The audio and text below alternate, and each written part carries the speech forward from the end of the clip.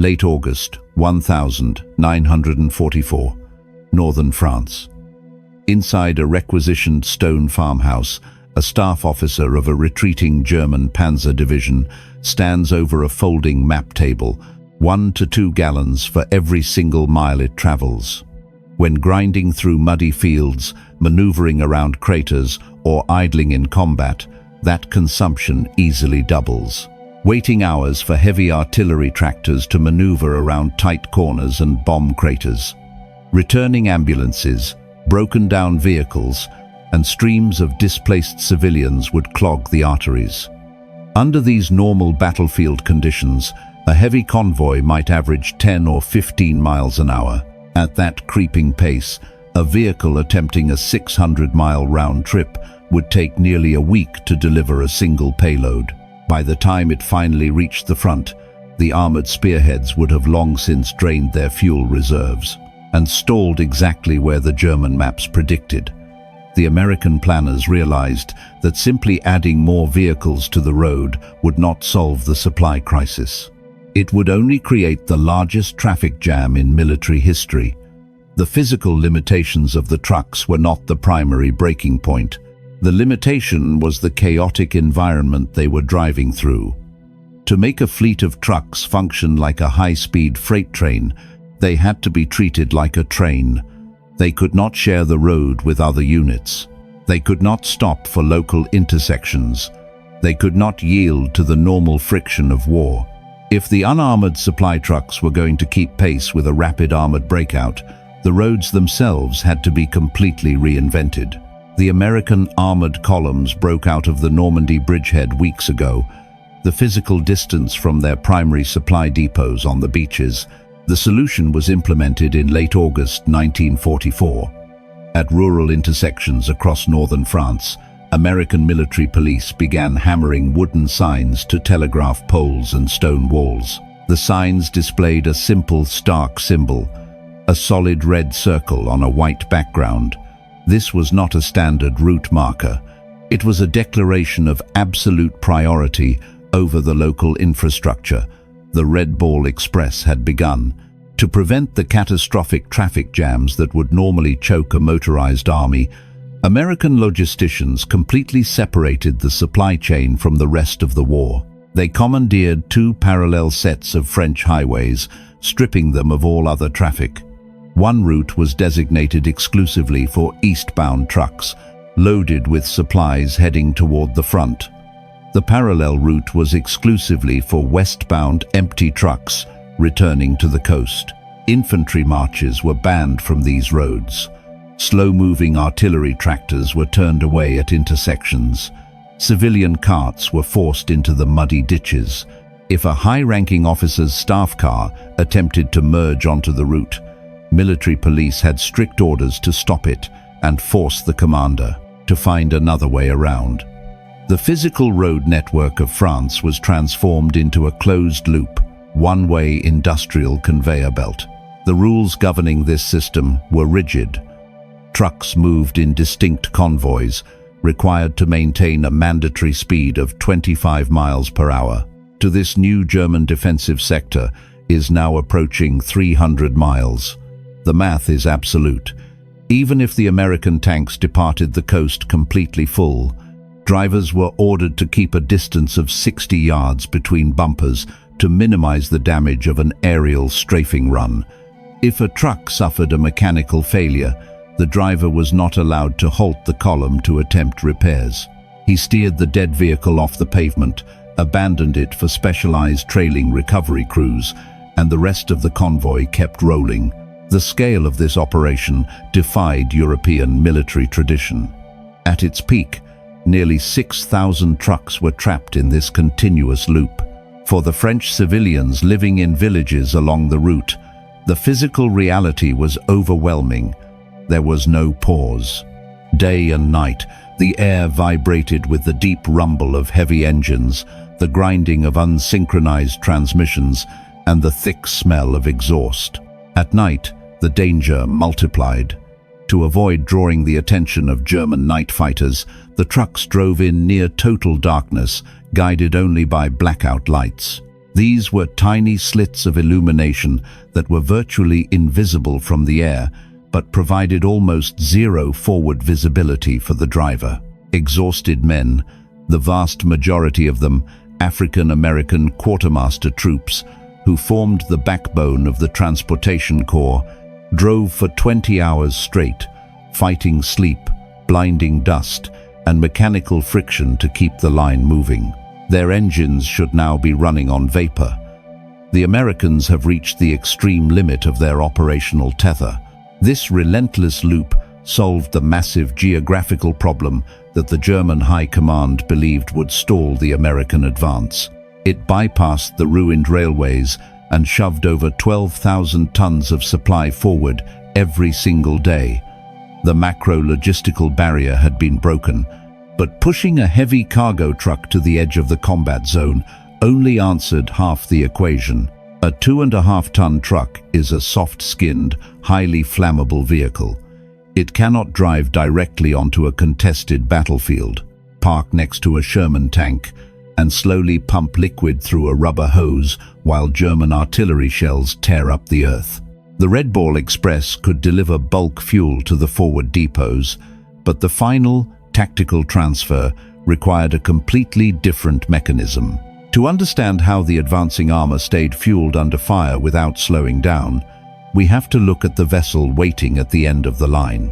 The massive convoys of the Red Ball Express pushed thousands of tons of supply forward every day, but a heavy cargo truck could not simply drive onto a contested battlefield. A 2.5-ton vehicle loaded with gasoline is an unarmored, highly explosive target.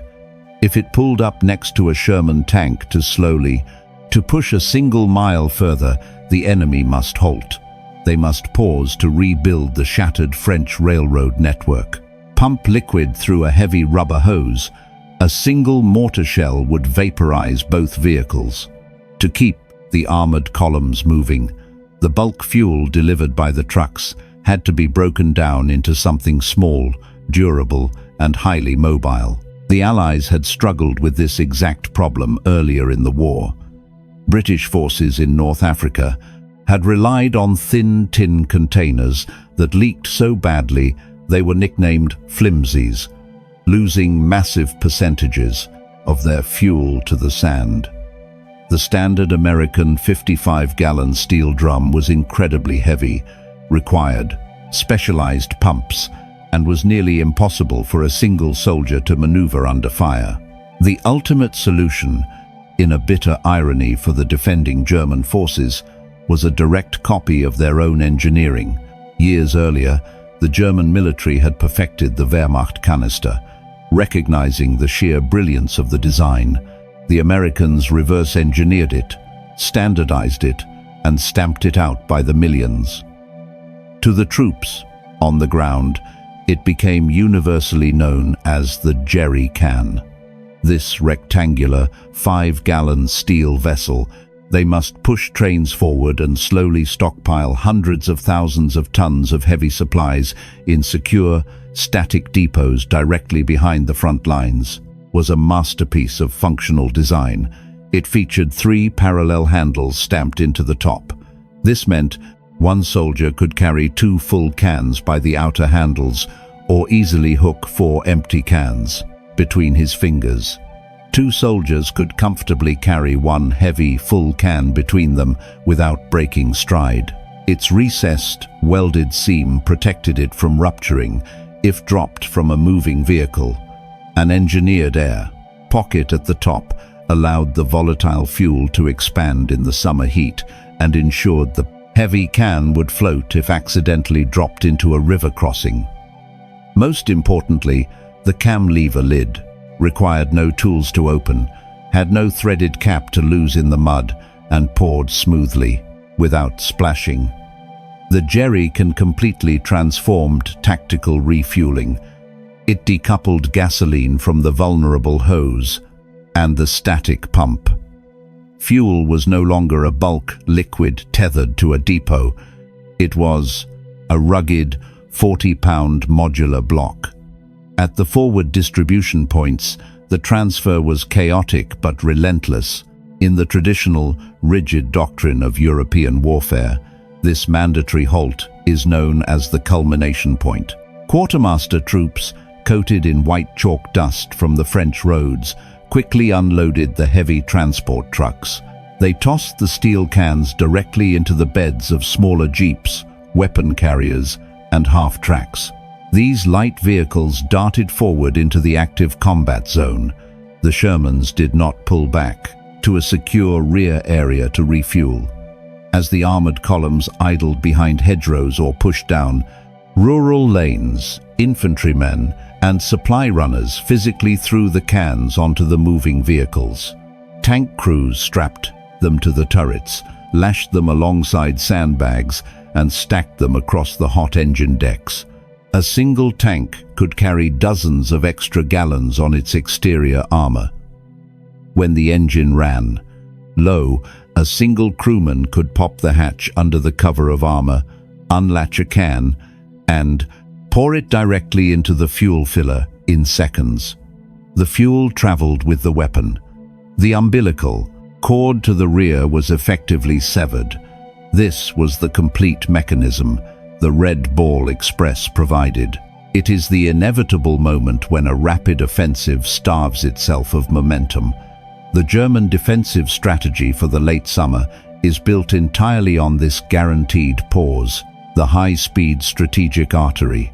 The 5-gallon can provided the tactical capillary.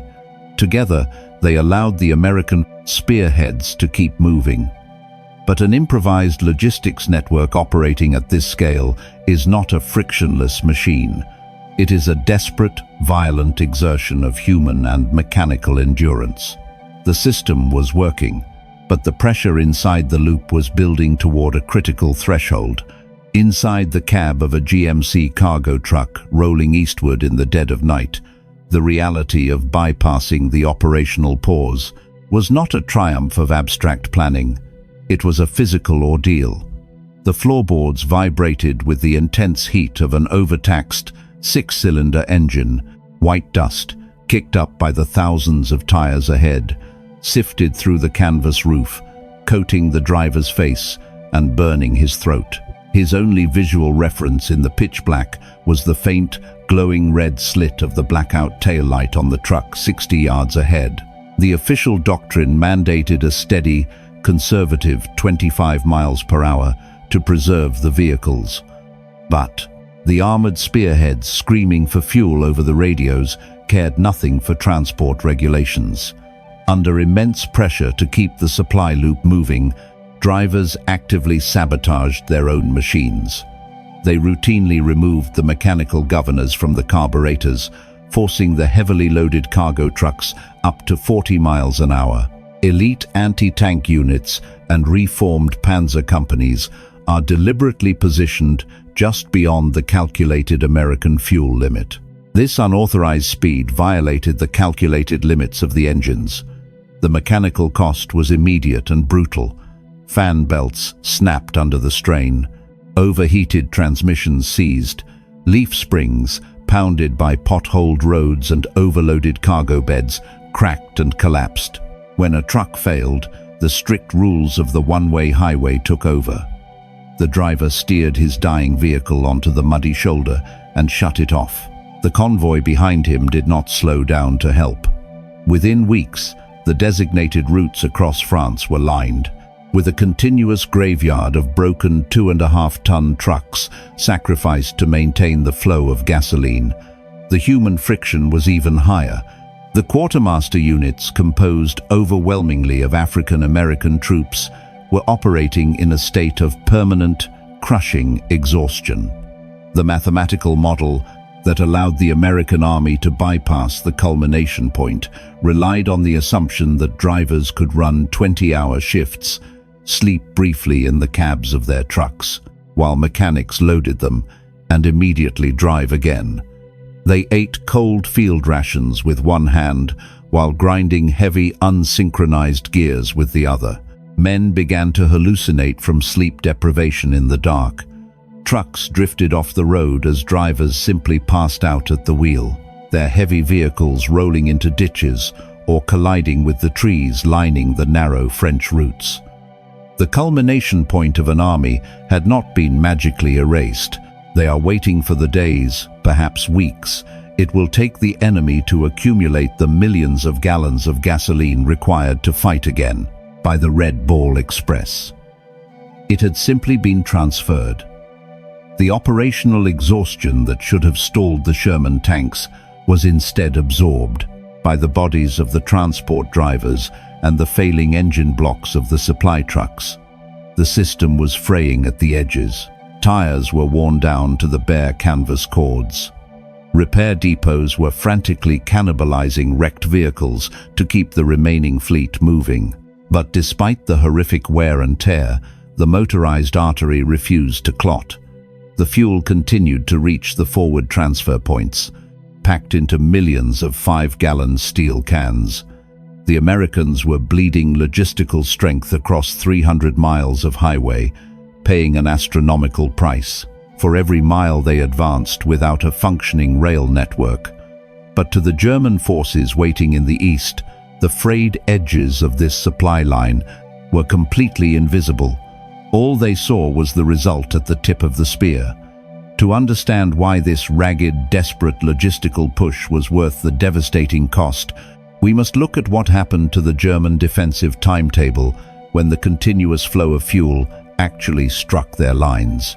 For the German commanders attempting to organize a defense, the invisible suffering of the American truck drivers did not matter. What mattered was the terrifying reality manifesting on their tactical maps. Inside the command posts of retreating panzer units, outside the heavy wooden doors, the roads are a chaotic stream of field grey. Exhausted infantrymen march eastward. The map promises the German army the one thing it needs most: time. Then, the glass in the farmhouse window panes begins to rattle. Staff officers were desperately trying to execute their foundational doctrine, the elastic defense. This strategy relied on a meticulously timed counterstroke. When an enemy spearhead inevitably overextended itself and paused to wait for its heavy supply trains, German armor would strike the flanks. To execute this maneuver, a panzer commander needed a predictable window of time. He needed hours to gather his surviving tanks, issue orders, move into position under the cover of darkness, and launch a coordinated ambush against a stationary target. In late August 1944, German units faithfully executed this doctrine. A panzer company would receive orders to strike an American armored column plotted near a specific crossroads. The intelligence was accurate. The German tanks would camouflage their positions in the tree lines, load armor-piercing shells, and wait for the dawn. But when the sun rose, the crossroads would be empty. The American column had not paused to consolidate. Supplied in motion by the relentless arrival of jeeps loaded with steel cans, the Shermans had simply kept driving through the night. By the time the German counterattack was ready to launch, the target was already 10 miles further east, tearing through a completely different sector. The continuous flow of fuel completely shattered the German timetable. In warfare, time is the most valuable commodity. A low, rhythmic vibration travels through the floorboards. Through the heat haze of the late afternoon, dark silhouettes crest the western ridge. If an advancing army is forced to halt for a week to rebuild a shattered railway, the defender is granted a week to dig anti-tank ditches, lay minefields, and zero their artillery. But because the Red Ball Express substituted a high-speed motorized loop for a static railhead, the German defenders were granted 0 hours. The resulting paralysis was systemic. German defensive lines were mapped, ordered, and rendered obsolete before the ink on the paper could dry. Units attempting to form a cohesive front constantly found American half-tracks and tanks already operating in their rear areas. Instead of launching coordinated, division-level counterattacks, German commanders were forced to fight in a state of perpetual emergency. They had to feed individual Panther and Panzer IV tanks into chaotic piecemeal engagements simply to slow the bleeding. The German forces were not incompetent. Their maps were drawn correctly according to the historical laws of logistics. Their anti-tank guns were lethal, and their tactics were proven. They were defeated by a collapse in their decision cycle. The Americans were moving faster than the German command structure could process information, transmit orders, and physically maneuver units to respond. The combustion engine, continuously fed by a chain of exhausted drivers and perfectly engineered 5-gallon vessels, this is not a light cavalry patrol or a handful of probing jeeps. It is the vanguard of an entire American armored division, allowed the advancing columns to dictate the pace of reality. The German military was fighting a 19th century logistical war against a mid-20th century industrial machine. As the autumn approached and the pursuit stretched further toward the German border, the relentless pace would finally begin to take its toll, forcing the Allied advance to a grinding halt. But in the critical weeks following the Normandy breakout, the fundamental law of the operational pause had been suspended, which leaves one final question. What was the true deciding factor when the two forces finally met on the battlefield? Return to the stone farmhouse in late August. The glass in the window panes is rattling violently against the frames. The German staff officer stands over his folding table, looking down at the heavy red line drawn with his grease pencil. Outside, the low, rhythmic vibration of heavy engines has become a deafening, continuous roar. The dark silhouettes of American Sherman tanks crest the western ridge, their long gun barrels sweeping the tree lines, their tracks tearing up the dry earth. They are not coughing on empty fuel tanks, coasting to a desperate halt. They are accelerating at combat speed. The mathematics of the culmination point, the rigid doctrine of the operational pause, and the undeniable reality of the destroyed French rail network. The deep, continuous roar of heavy engines fills the valley. The Shermans roll forward at combat speed, all dictated that this moment was a physical impossibility. The German officer believed he was watching a mechanized force that had somehow defied the fundamental limits of internal combustion. He calculated that the enemy was tethered to a static railhead, waiting for combat engineers to rebuild the bridges. But the math on his map was not wrong. It was simply measuring the wrong machine. The question in northern France was never really about the internal fuel capacity of an American tank. It was about the invisible, desperate system of human labor, standardized logistics, and industrial adaptation, stretching 300 miles directly behind it. What the German anti-tank gunners and staff officers witnessed that afternoon was only the sharp armored tip of a massive, improvised conveyor belt that refused to stop. To break the immovable laws of European military logistics, the American command did not invent a secret engine or a magically fuel-efficient tank. They simply transferred the severe mechanical friction of the advance from the frontline combat units directly to the rear echelon. They realized that without a functioning railway, they had to cannibalize their own transport fleet. Their long gun barrels sweeping the tree lines, their exhausts blowing thick smoke into the air. They bypassed the ruined infrastructure by trading shattered truck suspensions, cracked leaf springs, burned-out clutches, and thousands of wrecked cargo vehicles for tactical speed. They replaced the bulk capacity of the steam locomotive with the sheer, crushing volume of the Detroit assembly line. More importantly, they shifted the burden of the operational pause entirely onto the bodies of the supply troops. The shattered German timetable was not merely the result of superior American armor maneuvering in the sun. It was purchased by the men, trapped inside the endless loop of the Red Ball Express.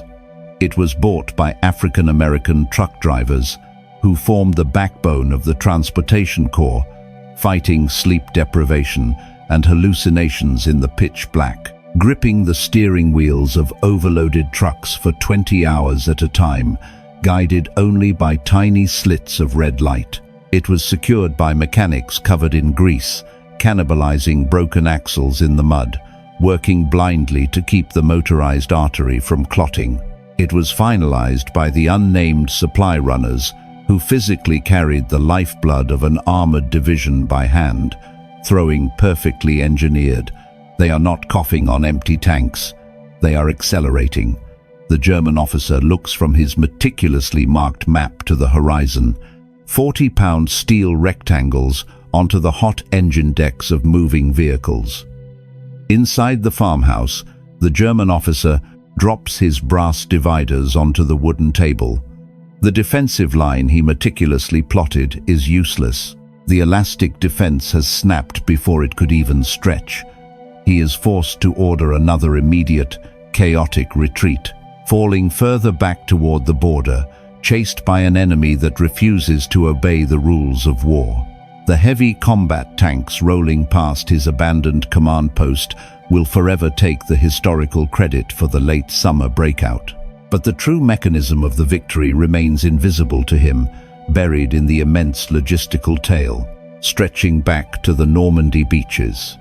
Hundreds of miles behind the advancing armor, a broken 2.5-ton cargo truck sits abandoned on the muddy shoulder of a rural highway, and at a dust-choked transfer point nearby, an exhausted quartermaster soldier lifts a dented, 5-gallon steel can by its 3 handles, tossing it into the back of a waiting jeep, keeping the machine moving forward.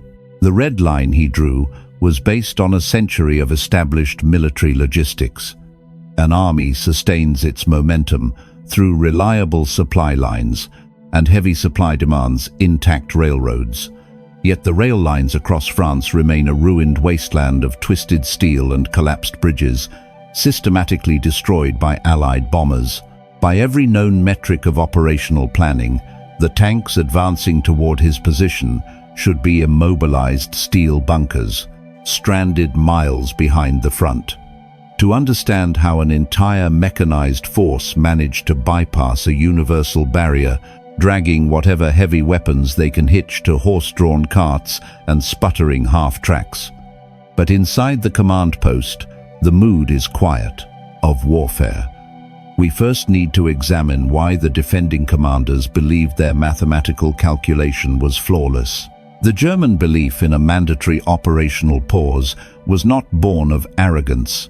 It was rooted in a foundational law of military physics, a concept defined a century earlier by Prussian theorists, the culmination point. It is the invisible wall where an attacking army loses its forward momentum, stretched so thin by its own rapid advance that its supply lines shatter, rendering it weaker than the retreating defender. In the age of mechanized warfare, this culmination point is dictated almost entirely by liquid supply. A World War II armored division is not merely a collection of tanks driving across a field. It is a sprawling, mobile industrial city containing thousands of wheeled and tracked vehicles. To keep an American armored division moving, fighting, and surviving requires an astronomical influx of material. An active division demands over 100,000 gallons of fuel every single day, regardless of whether it fires a single shot. The German General Staff understood this reality intimately. 3 years earlier, in the vast expanses of the Soviet Union, their own panzer groups had experienced the brutal consequence of outrunning their logistics. German commanders had watched their own machines stall in the dust, stranded and vulnerable. It is an atmosphere governed entirely by mathematics. The officer holds a set of brass dividers and a red grease pencil, waiting desperately for slow trains and horse-drawn wagons to catch up. They learned through bitter experience that the finest armor in the world is instantly reduced to a stationary steel bunker the moment its engine starves. The traditional European model for moving this staggering volume of supply relied on one primary mechanism: the railroad. Steam locomotives hauled massive bulk freight from deep rear depots to a designated forward railhead. From that static distribution point, a fleet of supply trucks would shuttle the cargo the final 20 or 30 miles to the frontline combat units. But this system contains a fatal, built-in limitation. Supply trucks burn the very same fuel they transport. If an advancing army pushes too far from its functioning railhead, the mathematics of delivery turn cannibalistic. A heavily loaded cargo truck driving a 200-mile round trip over damaged roads burns a significant percentage of its own payload simply to complete the journey. Push that distance past 300 miles, and the equation collapses entirely. The truck consumes nearly as much as it delivers. The supply line begins to starve itself. This was the exact scenario the German planners saw unfolding in late summer 1944. The French rail network was dead. For months prior to the Normandy invasion, Allied heavy bombers had systematically obliterated bridges, switching stations, and rail yards across the country to paralyze German reinforcements. The inevitable consequence was that the advancing Americans inherited a blasted landscape where trains simply could not run. He measures a distance from the Normandy coast, pivots the tool, and draws a firm, curved line across the paper. Without a functioning railway, the American supply tether had to rely on trucks hauling cargo directly from the beaches. By every historical metric, a continuous 300-mile truck route was a physical impossibility. The friction of distance, the high rate of fuel consumption, and the inevitable mechanical breakdown of overdriven vehicles guaranteed that the American thrust would choke on its own exhaust. The German commanders drew their defensive lines based on this irrefutable logic. Their calculations were precise. Their doctrine was sound. The established rules of war dictated that the pursuit had to stop. But those rules had been written by armies constrained by the traditional limits of European infrastructure. The defending officers could calculate the math of a railhead, but they could not calculate a system that deliberately removed the railhead from the equation entirely. To understand the shock of the German staff officer, we have to look at what was happening on the ruined roads directly behind the American tanks.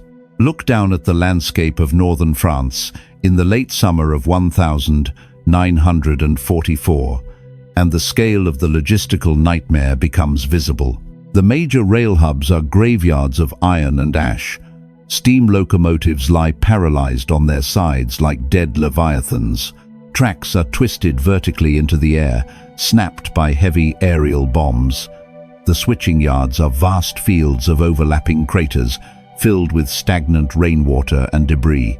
This line is not a desperate hope. It is an immovable barrier dictated by the laws of internal combustion. This destruction was not an accident. It was the deliberate result of the massive Allied pre-invasion bombing campaign designed to isolate the coastal battlefield. The plan worked flawlessly, but in warfare, every successful action generates a new, often punishing, friction. The German forces retreating eastward across this shattered landscape were suffering the exact paralysis they expected the Americans to face. Despite the terrifying mechanized reputation of the Panzer divisions, the vast majority of the German military in World War II moved at the speed of the 19th century. They were heavily dependent on the rail network for strategic movement and relied on over 1 million horses for tactical transport. When the trains stopped running, the German supply chain simply snapped. Retreating German tank commanders knew that fuel existed in depots further east, but they had no physical mechanism to push that liquid forward to their starving engines. They were forced to abandon fully functional heavy tanks on the sides of rural roads, setting fire to their own machines solely because the rail lines that fed them were severed. This was why the German High Command was so confident the American advance must halt.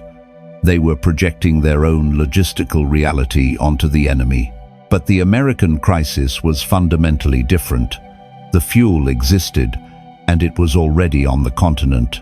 The calculation is straightforward, based on hard technical data. An American M4 Sherman tank is a 30-ton machine.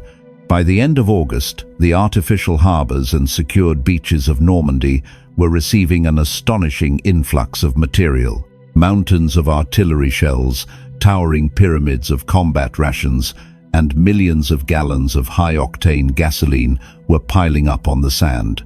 The supply depots were bursting. The combat tanks were over 200 miles away, tearing across the French countryside. Between the mountains of fuel on the coast and the thirsty Shermans inland lay the pulverized rail system. Army engineers estimated it would take months to lay new tracks and rebuild the shattered bridges. Standard military doctrine demanded that the combat columns wait for those engineers. You cannot bridge a multi-hundred-mile gap with standard truck shuttles. In a normal operation, supply trucks drive a short 20-mile loop from a working railhead to the front.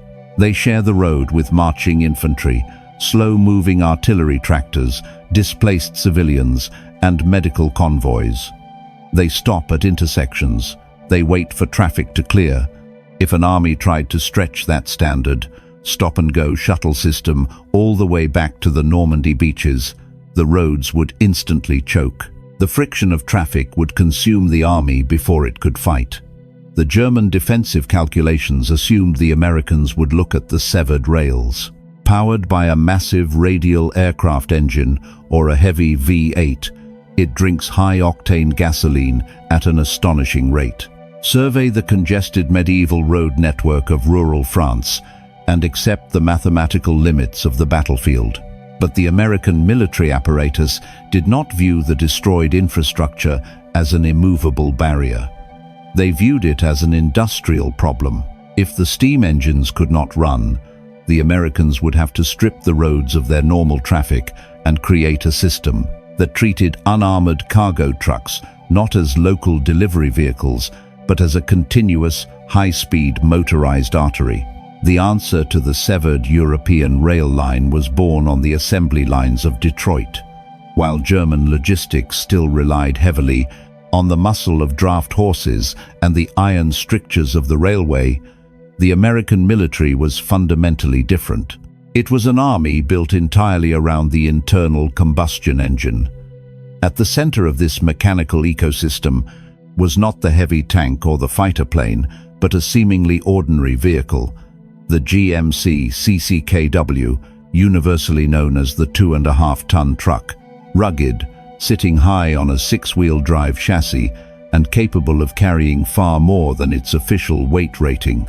This canvas-topped truck was the lifeblood of the American supply chain, but under standard doctrine, it was designed for short tactical hops. A standard Sherman holds roughly 175 gallons of fuel in its internal tanks. On a perfectly smooth, paved highway, it burns through, from a local rail depot to a forward base. To bridge the massive 300-mile gap between the Normandy beaches and the advancing front line, American quartermasters had to force this tactical vehicle to perform a strategic job. They needed to replace a heavy freight train with a fleet of cargo trucks. The sheer physical scale of this substitution was staggering. A single steam locomotive could haul 1,000 tons of bulk supply with a handful of crewmen, rolling smoothly over a dedicated track. To move that exact same tonnage by road required 400 deuce-and-a-half trucks, 800 drivers and mechanics, and thousands of gallons of consumed gasoline just to fuel the convoy itself. The mathematics of consumption were daunting, but the vehicles were already ashore. Thousands of trucks sat in sprawling motor pools near the coast, idling in the summer heat, waiting for orders. Yet, throwing thousands of heavy trucks onto the roads of northern France created an immediate, paralyzing secondary problem. The French road network in 1944 was a tangled web of centuries-old farm lanes, narrow cobblestone village streets, and winding dirt routes. It was never designed to handle continuous industrial traffic. If the American commanders simply ordered massive convoys to drive east, the result would be catastrophic friction. Supply trucks would instantly find themselves trapped behind columns of marching infantry.